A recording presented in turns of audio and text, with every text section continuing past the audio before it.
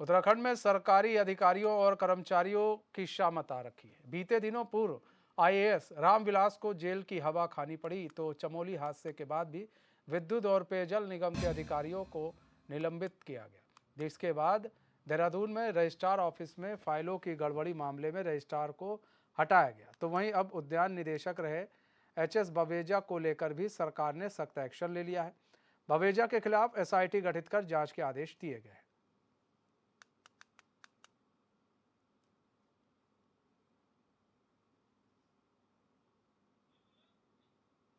मुश्किल में पूर्व उद्यान निदेशक हैं हरमिंदर सिंह। तो बवेजा की ये जो मुश्किलें वो बढ़ गई हैं, अनियमितता मामले में एसआईटी की जांच जो है शुरू कर दी गई है। तो अब एसआईटी गठित की गई है बवेजा के खिलाफ। इस दौरान लाल फीताशाही पर कहीं ना कहीं शिकंजा कसता जा रहा है।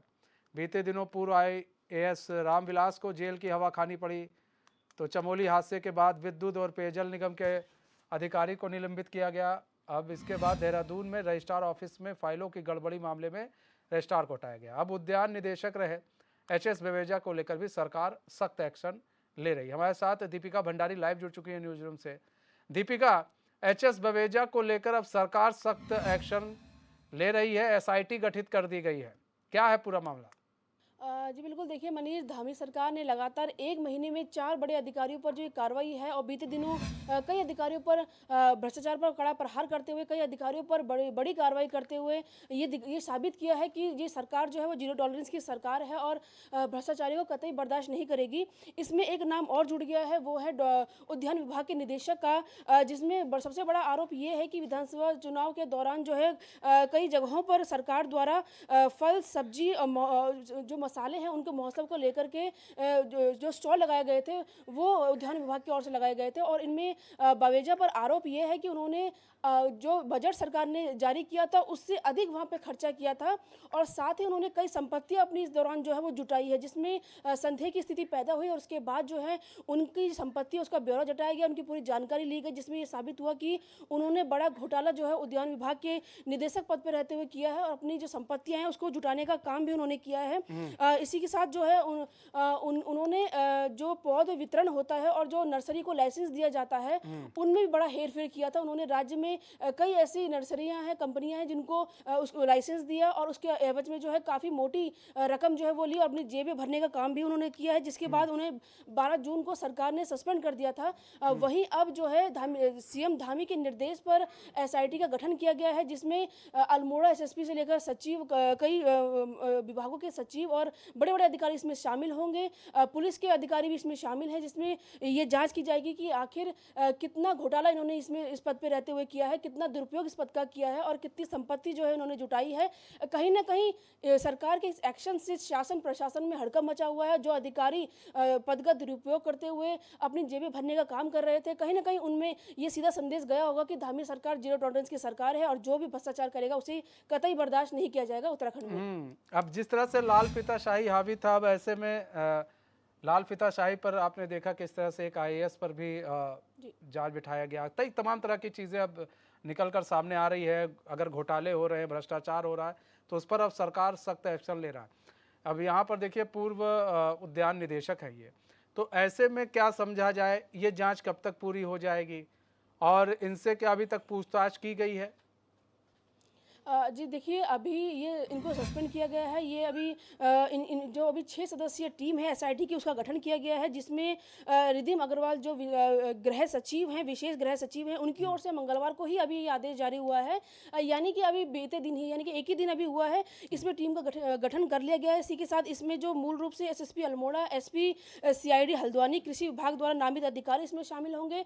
तो बीते दिन अभी इसमें एक ही दिन हुआ है, तो ऐसे में अभी कितना दिन लगता है ये तो जाँच का विषय है कि ये जांच कब पूरी होती है, इनकी संपत्ति का ब्यौरा जुटाया जाएगा, इन्होंने कितनी संपत्ति जोड़ी है, किस किस के नाम जोड़ी है, इनके अकाउंट में कितना रुपया है, चाहे वो पत्नी के नाम हो चाहे वो बच्चों के नाम हो, और क्या इन्होंने राज्य से बाहर भी कोई संपत्ति जुटाई है। ये तमाम जो चीज़ें हैं इनकी जांच होगी पहले, उसके बाद जो इनके विभाग के अधिकारी हैं उनसे भी जांच होगी जो इनके साथ काम कर चुके हैं, और जहाँ पे ये अभी अटैच किया गया है वहाँ तमाम लोगों से, अधिकारियों से पूछताछ होगी, और उसके बाद इनके खाते खंगाले जाएंगे, इनका पूरा हिस्ट्री खंगाली जाएगी कि कितना इनकी संपत्ति है। उसके बाद जो है जांच पूरी होने के बाद इन पे कार्रवाई की जाएगी, और तब पता लग पाएगा कि ये जांच में कितना समय लगता है। फिलहाल तो अभी एक ही दिन हुआ है और एसआईटी टीम का गठन कर दिया गया है। तो ये जांच का विषय है कि इस जो टीम है उन्हें कितना समय लगता है इसको पूरा करने में। और जो धामी सरकार है वो लगातार उन्होंने ये सीएम धामी ने निर्देश दिए हैं कि जो ये जांच है इसको जल्द से जल्द पूरा किया जाए और भ्रष्टाचारियों को जो है वो जल्द से जल्द सलाखों के पीछे भेजा जाए। और ये देखने वाली बात होगी कि ये जांच कब पूरी होती है और क्या कुछ इसमें निकल के सामने आता है। लेकिन सबसे बड़ा सवाल ये भी है कि उन जो विभाग जिनमें अभी तक जो अधिकारी बड़े बड़े पदों पर बैठे हैं और शासन प्रशासन की नज़र वहाँ तक नहीं पहुँच पाई है, उनके हाथ जो है उन तक नहीं पहुँच पाए हैं, उन पे कब कार्रवाई होगी। क्योंकि न जाने कितने ऐसे अधिकारी होंगे जो इतना बड़ा घोटाला कर रहे होंगे और वो अभी तक शासन की नज़र में नहीं आए। तो इसमें ज़रूरत है कि सरकार को जितने भी विभाग में जो बड़े पदों पर बैठे हुए अधिकारी हैं उनकी जांच करनी चाहिए, उनकी संपत्ति की जांच करनी चाहिए, कितना ज़मीनें उन्होंने खरीदी है उसकी जांच करनी चाहिए, और उन तक हाथ पहुंचा के उनको भी सलाखों के पीछे पहुंचाना चाहिए इसमें। अच्छा दीपिका, हम ये जानना चाहेंगे कि ये जो पूर्व उद्यान आपके निदेशक हैं ये रिटायर कब हुए थे? जी देखिए, रिटायरमेंट की जानकारी तो अभी मुझे पुख्ता नहीं है, लेकिन पद में रहते हुए ही इनके बारे में जब ये सब सच्चाई सामने आई थी कि इन्होंने इतना बड़ा घोटाला किया है तो इनको सस्पेंड कर दिया गया था। और जो पक्की तारीख है इनकी उसकी तो अभी मुझे जानकारी इसमें अभी नहीं है, लेकिन तमाम तरीके की अभी जो जांच है वो इन पर चल रही है और अभी एसआईटी गठन करके जल्द इसका खुलासा होगा कि क्या कुछ इन्होंने घोटाला भी सरकार पद पे रहते हुए अपना दुरुपयोग किया है पद का। हाँ, अच्छा दीपिका, देखिए सबसे बड़ा सवाल ये है कि रिटायरमेंट के बाद एसआईटी गठित की जा रही है, क्या इससे पहले ही इनके ऊपर जांच बैठा दी गई थी क्या, कि रिटायरमेंट के बाद इनके ऊपर सारी जांच बैठाई गई है? जी बिल्कुल, देखिए लगातार ये शिकायतें मिल रही थी कि उद्यान विभाग में जो है घोटाले हो रहे हैं। जैसे कि अभी चिकित्सा अधिकारियों की जो है भर्ती हुई थी, उसको लेकर के भी कई बार सवाल खड़े किए कि अंदर के कोई अधिकारी हैं जो ये इनकी नियुक्तियां कर रहे हैं, पैसे लेकर बंदरबांट करके पैसों की और नियुक्तियां कर रहे हैं। तो इन पर भी लगातार उद्यान विभाग के निदेशक पर भी लगातार बहुत पहले से ही आरोप लगते रहे कि इनकी जाँच कराई जाए। उद्यान विभाग में बड़े बड़े घोटाले हो रहे हैं, नर्सरी के जो लाइसेंस है उसको बांटने के नाम पे, पौध वितरण के नाम पे, और कई बड़े बड़े जो सरकार द्वारा योजनाएं चलाई जाती हैं, जो बड़े बड़े स्टॉल लगाए जाते हैं उसके नाम पे जो है ये निदेशक जो है बड़े बड़े घोटाले कर रहे हैं।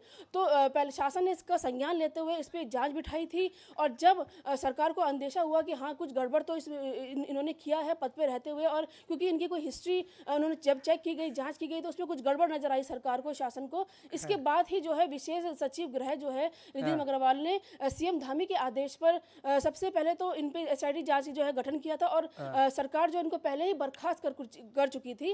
तो कहीं ना कहीं रिटायरमेंट के बाद जो है इन पे जांच करना इनके पूरे करियर पे एक काला धब्बा लगाता है, क्योंकि बड़ी मुश्किल से जो है आजकल सरकारी नौकरियां आपने देखा होगा मिल रही हैं, बेरोजगार जो है लाठियां खा रहे हैं। ऐसे में इतने सरकारी नौकरी मिलना, इतने बड़े पद पे रहना, उसके बाद पद का दुरुपयोग करना और रिटायरमेंट के बाद भी जांच का सामना करना, तो कहीं ना कहीं ये पूरी नौकरी और पूरा उनका जो जीवन है, भविष्य है, अभी कहीं ना कहीं अंधेरे में रहने वाला है और कष्ट में रहने वाला है, क्योंकि बड़ा धब्बा जो है वो उन पे अभी लगा है। ठीक है दीपिका, बहुत बहुत धन्यवाद हमारे साथ जुड़ने के लिए।